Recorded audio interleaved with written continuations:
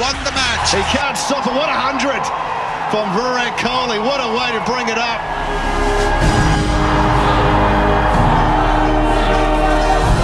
Cricket உலகத்தினரால ஜம்போன்னு அழைக்கப்படும் கும்ளே பயிற்சியாளர் பதவியிலிருந்து விலகிட்டாரு.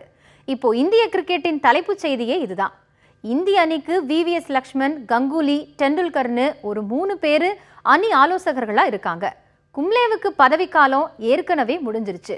ஆனாலும் மேற்கிந்திய தீவுகள் தொடர் முடிகிற வரைக்கும் அவருக்கு இவங்க தான் பதவி நீட்டிப்பு கொடுத்திருந்தாங்க.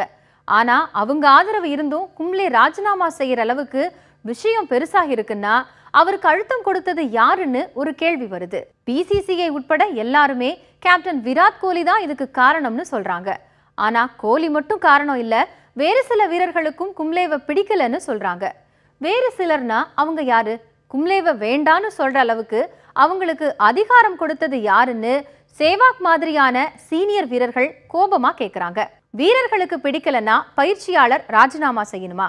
இது அடுத்து வரப்போற புதிய பயிற்சியாளரையும் பயமுறுத்தும். உங்களுக்கு ஆமாசாமி போடும் பயிற்சியாளர் தான் வேணுமாங்கிறாரு கவாஸ்கர். கும்ளேயின் மேல் நிறைய மரியாதை வச்சிருக்கேன், ஆனா ட்ரெஸ்ஸிங் ரூம்குள்ள நடந்ததை வெளியே பேச விருப்பம் இல்லைன்னு சொல்லியிருக்காரு கேப்டன் கோலி. பயிற்சியாளருக்கும் வீரர்களுக்கும் மோதல்கள் வர்றது புதுசு கிடையாது. ஆனா கும்ளேவும் கோலியும் 6 மாசமா பேசிக்கவே இல்லையா. இங்குதான் சில முக்கியமான கேள்விகளுக்கு பதில் தேவைப்படுது.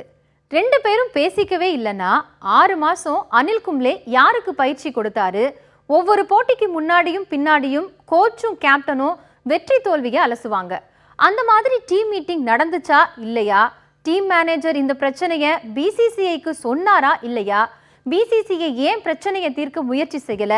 இத்தனை கேள்விகளுக்கும் பதில் சொல்லாமலேயே BCCI புதிய பயிற்சியாளருக்கு மனு வாங்க ஆரம்பிச்சிட்டாங்க. இதுல விசித்திரம் என்னன்னா, கும்ளே ஒரு பக்கம் ராஜினாமா பண்ணிட்டு மறுபக்கம் திரும்பவும் பயிற்சியாளராகிறதுக்கு மனு கொடுத்திருக்காரு. ஒருவேளை அவரே திரும்பவும் பயிற்சியாளரா தேர்வானா கோலியும் அதிருப்தி வீரர்களும் ஏத்துக்குவாங்களா?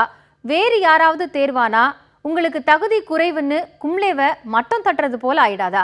இந்திய அணியை பொறுத்த வரைக்கும் பயிற்சியாளரா அணி தலைவரா யாருக்கு அதிக அதிகாரம்? யாருடைய முடிவு இறுதி முடிவு? இந்த சந்தேகங்களை தெளிவுபடுத்திட்டு அடுத்த பயிற்சியாளரை தேர்ந்தெடுக்கிறது தான் இந்திய கிரிக்கெட்டுக்கு நல்லது.